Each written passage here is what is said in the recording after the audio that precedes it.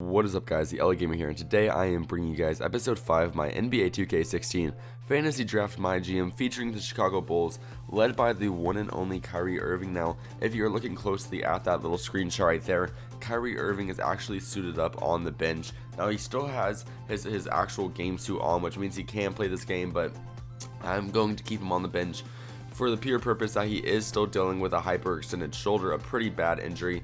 And just due to his injury history, I just kind of want to keep him on logs, kind of keep him on that bench for as long as possible. He will actually come in this game later on because this game does get pretty interesting. So Kyrie will have to come in and try to make an appearance and try to show up for us in this game. So it is a good thing that we kept his actual game jersey on under the circumstance that he does play. Now, as you have probably already noticed, this game is going to be very interesting as we're going up against the New York Knicks. And not only is that a big market team, but we're also going up against one of the best players in the NBA and last year's NBA MVP, Stephen Curry. So this is going to be a very interesting game, very difficult. Stephen Curry was actually my other fantasy draft, not my team, but my league that I did earlier in this year, if you guys do remember that happening.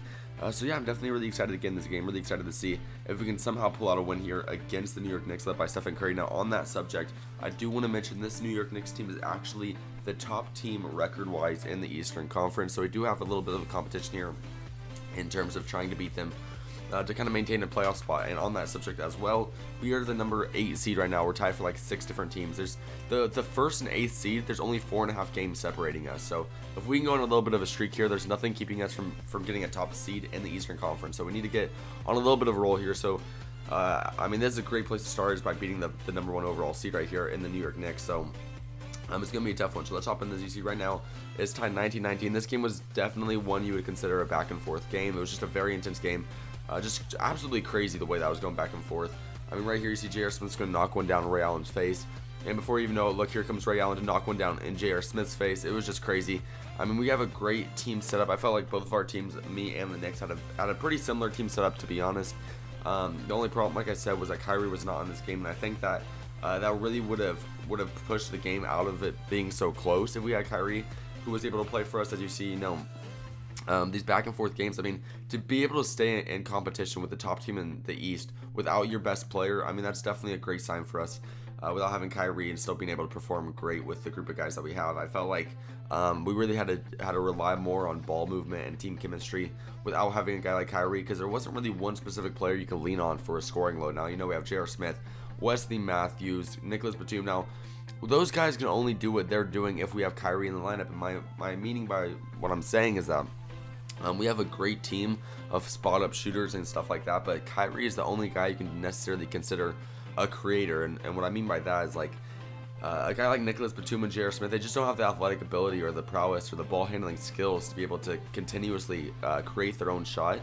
So I kind of just had to drive in the paint and kind of create open looks for the other spot-up shooters and kind of work as a unit in terms of our overall shooting ability. And it was really difficult to try to figure that out early on.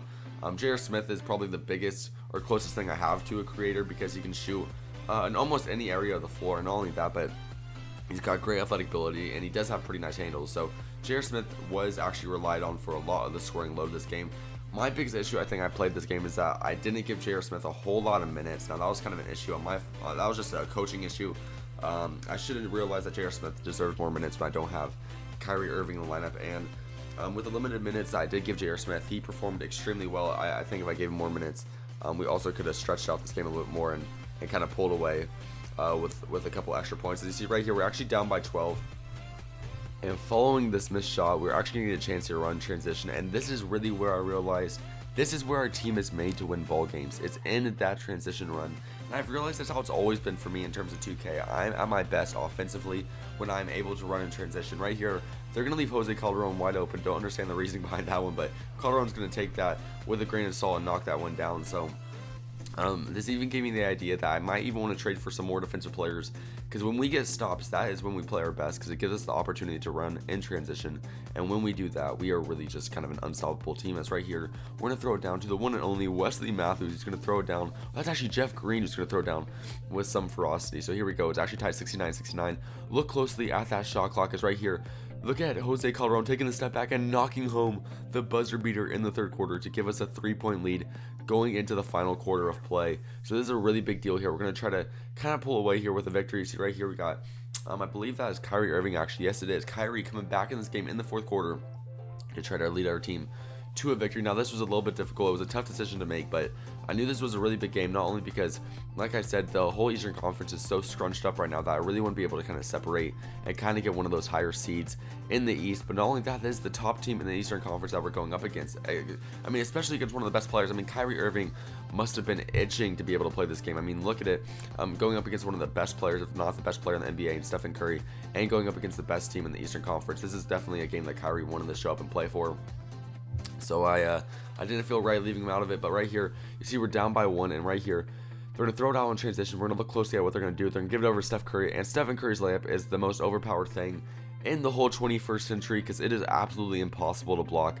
And after that, I don't know what it was, but we weren't able to score.